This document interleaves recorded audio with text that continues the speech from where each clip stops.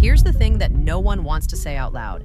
Something about Meghan Markle and Prince Harry's kids doesn't quite make sense. And no, it's not about rumors or royal gossip. It's about birth records, legal mistakes, and a lot of questions that the palace seems to be avoiding. It all begins with a small but strange detail in Archie's birth certificate. In the UK, like most countries, birth certificates are pretty standard. They show both parents' full legal names, which is important for official and legal reasons. But Meghan did something that most royal mothers don't do. She had her full name removed from the certificate. Instead of Rachel Meghan Markle, it just says Her Royal Highness the Duchess of Sussex. Now, maybe she just thought it sounded more fancy, more royal, but here's the thing. Just 11 days after Archie was born, she had the record changed. Not updated or fixed, but corrected. This means someone thought something was wrong enough to legally change it. That raised some serious red flags for people who pay attention to this stuff. Why would Meghan remove her own name from her own son's birth certificate? Every royal birth record from Queen Elizabeth to Princess Charlotte includes the mother's full maiden name. It's a standard thing. And then there's Lily. Oh, Lily. This is where it gets weird.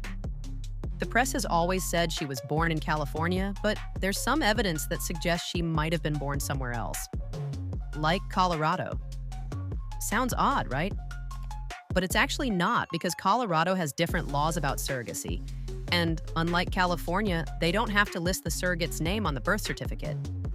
Here's where it gets even stranger.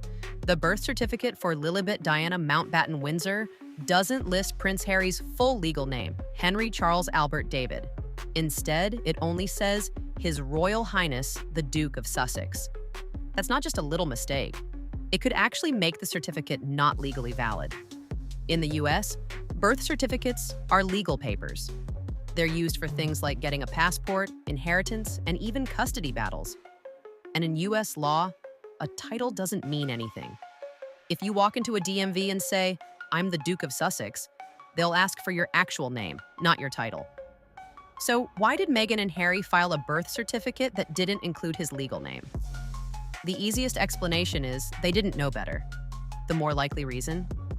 If Harry's legal name isn't on the certificate, he might not have any legal rights to Lily in the US, and you can bet Meghan knows that.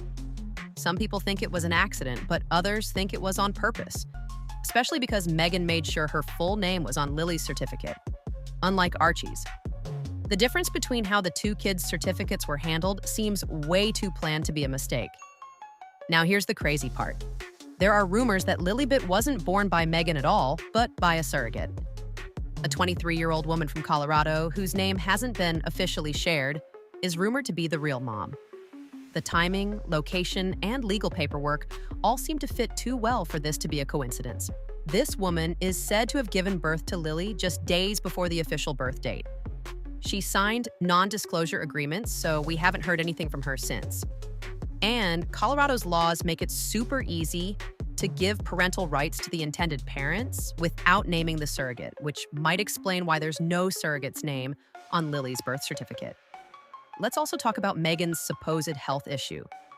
She said she had a dangerous condition after giving birth called postpartum preeclampsia, and she even said it almost killed her. That's a serious thing that usually means strict bed rest and constant doctor visits. But around the time Lily was born, Meghan was seen out and about with no signs of needing recovery. Meanwhile, Harry was photographed playing polo in Aspen, Colorado, just weeks later, looking healthy and having fun. Would a man whose wife almost died in childbirth really be out there having fun like that? The story doesn't add up. Now let's look at Lily's birth certificate. It wasn't a full certified birth certificate. It was just a certificate of live birth, which is a document that proves a baby was born alive but isn't the final legal certificate. So why hasn't the official birth certificate for Lily ever been shown? Why did the media only get this temporary document? Some people think the real birth certificate doesn't exist, or maybe it was never released publicly. Then there's another weird thing about Harry's name. If his legal name isn't on the certificate, he might not have any legal rights to Lily. No custody, no parental rights. Nothing. His name would be missing from the legal records, and titles don't count in a US court. So if this was all just a mistake, Why hasn't it been fixed? It wouldn't take much to correct, but nothing's been updated. It's almost like they don't want to fix it. And then there's Archie's case, which makes things even stranger. Meghan removed her full name from Archie's birth certificate too? Could that have been a clever move to protect herself legally, just in case? Normally, a mother puts her maiden name on the birth certificate for legal reasons, but Meghan erased hers. She only kept her title. When asked about it, Meghan said, "The palace made her do it." But why would the palace want to remove her name from her own son's birth certificate? These aren't small mistakes. These are big legal details that could affect inheritance and who gets what rights. With both kids, the documents look really unclear. It's almost like the parents each only have partial legal rights over one child, not both. What kind of family situation would that create? Could there be something bigger being hidden here? And then there's the big twist. Rumors say Harry might not even be Lily's biological father. Sounds wild, right? But when you look at the facts, it doesn't seem impossible. Harry reportedly had a medical problem when he was younger that might have affected his fertility. If that's true, it could explain why they used a surrogate and donor eggs or sperm. If Harry didn't give his DNA and his legal name isn't on the certificate, he might not have any legal connection to Lily. Meghan, on the other hand, made sure her full name was on the certificate, so she would be recognized as Lily's legal mother. If they ever got divorced, Harry might not have any legal claim to his daughter at all. Some people think this might explain why Meghan seems more attached to Lily than to Archie. If Lily was carried by a surrogate, but created using Meghan's eggs, she'd still be her biological child. But Archie might not be. That could also explain why Meghan acts differently around her kids. There's a visible difference in how she talks about them and how they appear in the media. Let's also look at the timeline. Meghan said she had a miscarriage in July 2020, but right after that, she was seen going to a clinic that's known for offering high-end fertility services. Some people noticed that the bag she was carrying looked like one that's used after egg retrieval procedures. She looked relaxed, almost like she was trying to act casual, but if she had just had a miscarriage, wouldn't she be taking it a lot more seriously? The video of Lily's birth that Meghan tried to share also raised some eyebrows. It didn't show any signs of the pandemic restrictions that were in place at the time. Hospitals had strict rules about masks and who could visit.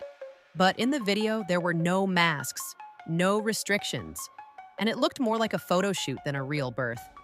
Even the hospital said that during that time, visits were limited. So how was Meghan, a public figure, allowed to be exempt from these rules? Everything keeps leading back to the same place. A carefully controlled story, one that's constantly changing and dodging questions.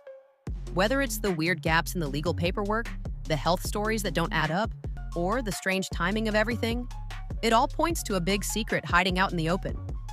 When the truth finally comes out, it won't just be a royal scandal. It'll be a global one.